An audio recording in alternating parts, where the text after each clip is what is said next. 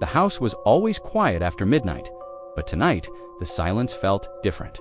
It was heavy, almost suffocating. Kate was curled up on the sofa, scrolling aimlessly through her phone, the only light in the room coming from its small screen. The old house groaned around her, familiar sounds that usually brought comfort. But tonight, they just seemed to sharpen the edges of her unease. A sudden buzz vibrated against her palm. A new text message. She glanced at the screen, expecting it to be from a friend. But her blood ran cold when she saw the sender. It was her own number, her own name staring back at her. Her heart hammered against her ribs as she tapped open the message.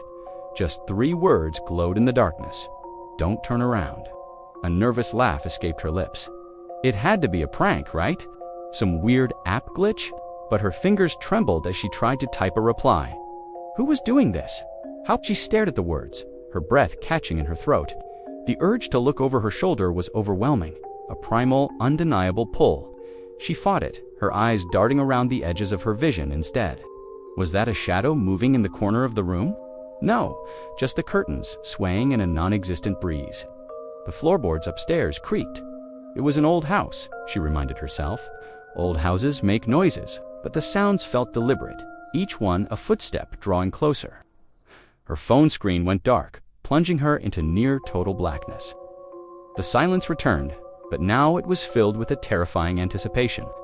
Every nerve in her body screamed at her to turn, to face whatever was there, to end the suspense. But the message held her frozen, a digital chain wrapped around her will. She could feel a presence behind her, a shift in the air, a drop in temperature that had nothing to do with the weather. It was a coldness that seeped into her bones. Then she felt it, a cold, damp breath on the back of her neck, smelling of earth and decay. Her body went rigid with pure terror. She couldn't scream, couldn't move, couldn't even breathe. As a slow, chilling whisper echoed directly in her ear, "I told you not to turn around."